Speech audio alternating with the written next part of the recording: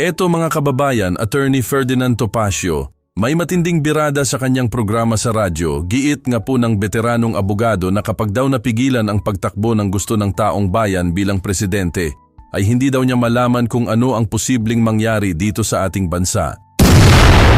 Alam niyo po yan, 2028, very crucial po yan. Kapag napigilan ang pagtakbo bilang presidente ng taong talagang gusto ng taong bayan, hindi ko malaman kung anong mangyayari dito sa ating bansa.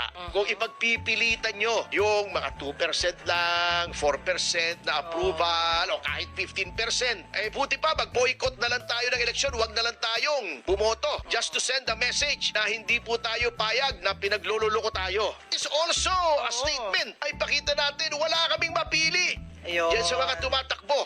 At hindi po illegal mag-advocate ng boycott sa eleksyon. Maganda rin ang naisip ni Attorney Topacio mga kababayan, samantala member ng Banateros na si Jay Guevara may kwento patungkol sa posibleng mangyari sa darating na sauna ni PBBM ngayong July 27 at ayon kay Guevara may ilalaglag daw panoorin. Ako mga Banateros, eto na, breaking news. Nagkakagulo-gulo na sa loob ng Devil Group. So ano ba yung Devil Group? Yan yung Devil Group, yung sila Tamba, sila Lisa, sila BBM at iba pa. So nagkakagulo-gulo. Dahil nga dito sa balita na may isa-sacrifice daw para magustuhan or matuwa ang taong bayan dito kay BBM. Tapos vlogger na naman yung sinacrifice, no? Kagaya nung isa. No, kagaya nung isang vlogger na sinacrifice dahil nalaman ang ibang mga sindikatong gawain ng mga Unifuri. Alam nyo kapag nangyari talaga to, sobrang saya namin. Yung tipong kayo-kayo na mismo yung nagpapatayan. Yung tipong kayo-kayo na mismo yung yung gumagawa ng mga lapida nyo. Naku, ganda nito. Kabang-abang talaga to mga Banateros. At alam ko marami na namang iiyak dito sa video to. Dahil sasabihin na naman ng iba dyan fake news na naman tayo. Tingnan na lang natin sa July 27. May mga bali-balita kasi mga Banateros na isa sa 3 demonyo ng Pilipinas ay magkakaroon ng laglagan sa 27 sa July 27. Kaya yan yung talagang inaabang-abangan natin at masayang-masaya na naman ang mga DDS, mga kapwa ko DDS dito dahil sa mga mangyayaring ito. Kung magsusuwagan na itong si Tamba, Lisa at BBM, so sino na ang magpupondo sa mga vlogger? At malamang sa malamang magagalit si Boss B dito dahil wala siyang pwedeng panigan sa mga ito.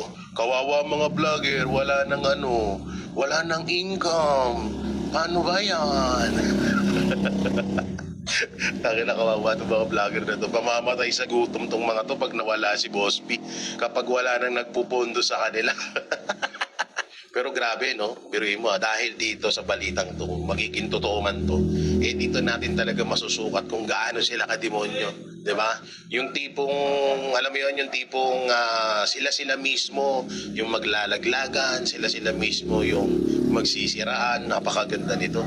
Napakaganda nito para sa atin at napakahirap naman nito para sa side ng mga bayarang mga vlogger. Ang malupit pa nito, ang isa pa sa mga aabangan natin, magkakagulo-gulo yan sila. Hindi nila alam kung sino yung susuportahan nila, kung susuporta ba sila doon sa kabila o susuporta sila dito sa kabila. Kasi nga maghihiwalay na talaga itong dalawang panig na to. Ang tanong, sino ang magpupondo sa mga trolls? Kawawa naman itong mga trolls na to. Yung isa pa ata, naguhulog pa ata ng bagong kuhang sasakyan. Tapos mawawala na agad ng income. Hahatake na yung sasakyan ng isa. Kawawa naman. Ang pinakamalapit pa dito mga Banateros ay on air or live. Live gagawin itong laglagan serye na to. No? Kaya talagang nakaka-excite, nakakaabang-abang ang mga mangyayari.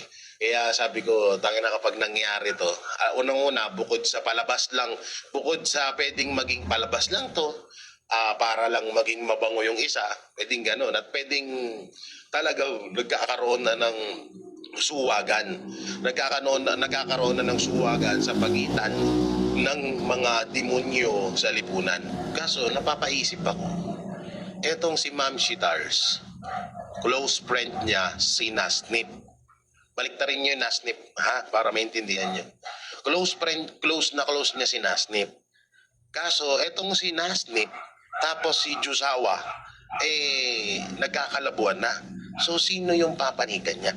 Diyan tayo. At etong si Boss B na nasa gitnaan ng tatlong demonyong ito, mukhang maguguluhan din. Kasi syempre pero di ko alam kung saan sa papanig, pero mukhang talagang nagkakalabu-labuan na sila.